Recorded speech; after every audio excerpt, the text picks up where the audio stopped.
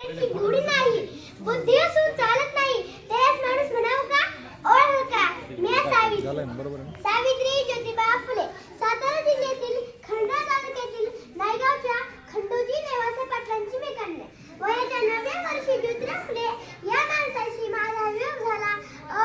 हळूहळू मला कळायला लागलं की ज्या माणसाशी माझा वियोग झालाय ना, तो कुणी साधा सुद्धा नसून तर या जगाला उद्धट देऊन क्रांती सुरत आहे. त्या काळी बाहेरली उमरा आवडण्याची पद्धत नव्हती. बाहेरच्या जातीला कसं आपण भला, आपल्या घरात भला, दुनियातील माणसं आणि गरीब माणसं त्या काळात खूप भेदभाव असायचा. त्या सर्वांवर एकच उपाय, ते म्हणजे शिक्षण. एकदा ज्योतिबा फुले शिक्षणाचा प्रसार करत असताना भारत नावाच्या ब्रिटिश मॅडम त्यांना म्हणले, मिस्टर फुले, तुम्हाला शिक्षणाचा प्रसार करायचा आहे ना? So educated woman first, because if a educated so full house शिकेल. पण तुम्ही माणसं मला घरात पडूच देत नाही. सो बॅड मिस्टर फुले.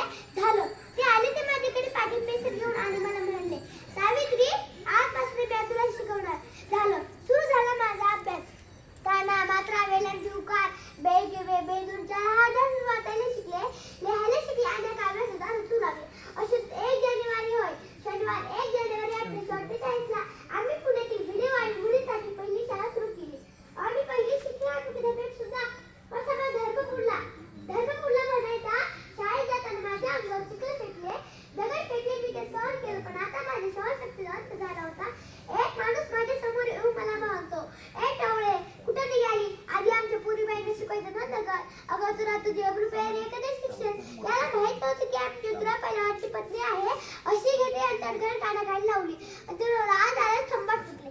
उद्या येशील तर तुझे रक्त विधवा काशीबाई हिच्या मुलाला म्हणजे यशवंतरावला मी दत्तक घेतलं.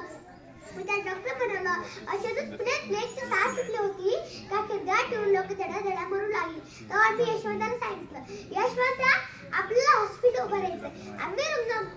आम्ही रुग्णाचा उपचार करत असताना प्लेग हा संसर्गजन्य आजार होता. तो कधी ना कधी मलाही होणार होता. आम्ही सगळं समाजासाठीच नाही, यासाठी तर मला करावं लागलं. तर म्हणा, तू स्वागत आहे. आमच्या 18 शाळा झाल्यासाठी प्रथा केशवपणे सर्वांना आम्ही माता केली. आनंद होता तो आईबाई शिकवण्याचा. म्हणून म्हणे, विद्येविना मती गेली, मतीविना गती गेली. विद्येविना मती गेली, मतीविना गती गेली. गतीविना शूज घडले आणि एवढे आनंद एका विद्ये देखील. एक मुलगा शिकण्यातून एकदा शहाणा होतो.